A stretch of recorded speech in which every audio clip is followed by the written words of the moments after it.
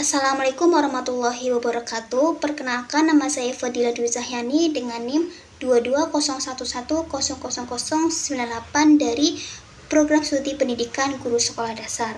Di sini saya akan mempresentasikan untuk mata kuliah Pendidikan Bahasa Inggris di Sekolah Dasar dengan topik manfaat dan tantangan pembelajaran bahasa Inggris di sekolah dasar. Yang pertama yaitu ada manfaat utama bagi siswa SD dalam mempelajari bahasa Inggris. Yang pertama ada mengembangkan kemampuan kognitif dan literasi dasar. Belajar bahasa Inggris sejak dini terbukti dapat meningkatkan kemampuan berpikir, daya ingat, dan kepekaan terhadap bahasa.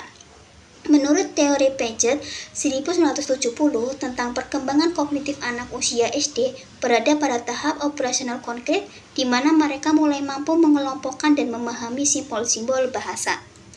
Yang kedua yaitu ada meningkatkan kompetensi komunikatif dan percaya diri.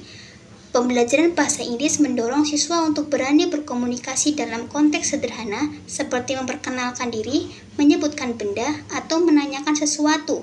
Penelitian oleh Cameron 2001 menunjukkan bahwa pembelajaran bahasa asing di usia dasar memperkuat keterampilan komunikasi, ekspresi diri, dan kepercayaan diri anak. Yang ketiga yaitu ada membangun dasar untuk pembelajaran global dan literasi digital.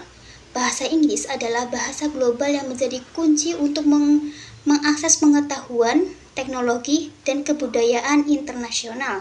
Menurut teori Vygotsky 1978, pembelajaran efektif terjadi melalui interaksi sosial dan lingkungan yang kaya makna.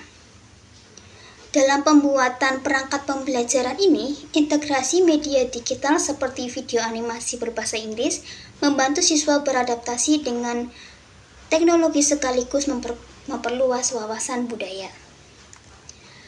Lalu ada juga di sini tantangan nyata yang dihadapi dalam pelaksanaan pembelajaran.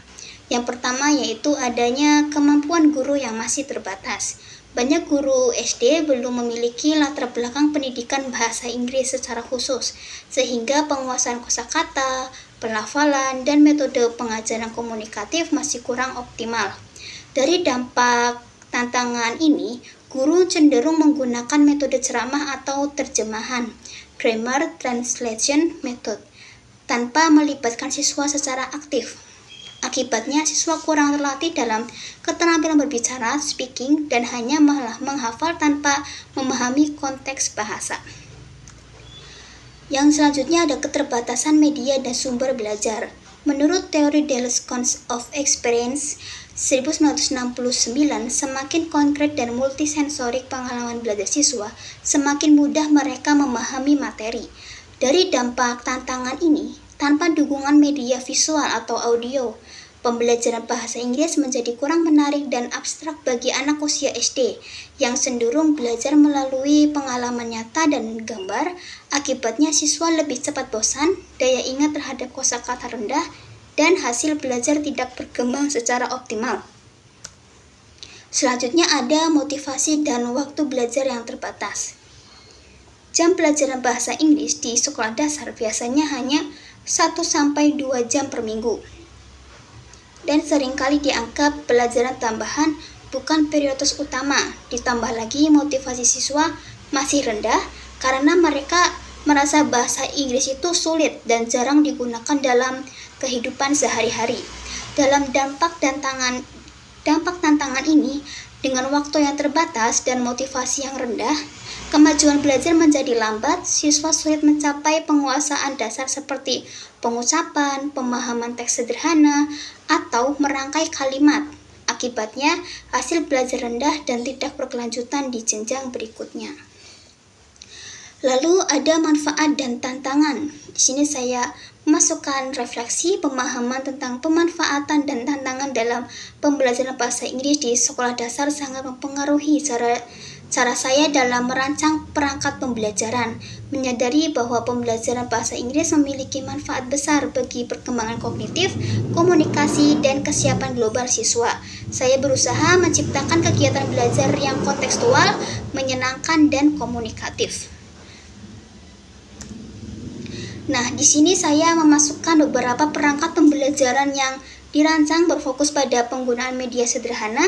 Yang pertama yaitu ada gambar, yang kedua ada lagu anak, yang ketiga ada video pendek, dan yang terakhir ada permainan interaktif. Dalam penyusunan kegiatan dan media digital, selain itu saya berencana untuk memperbaiki cara penyusunan kegiatan inti dengan memperbanyak aktivitas berbasis komunikasi, misalnya role play, pair work, dan interaktif storytelling. Hal ini diharapkan dapat meningkatkan keberanian siswa berbicara dan memperkuat kompetensi komunikatif mereka sesuai teori Dells-Heimes. Cukup sekian presentasi dari saya. Mohon maaf jika ada kesalah kata. Wassalamualaikum warahmatullahi wabarakatuh.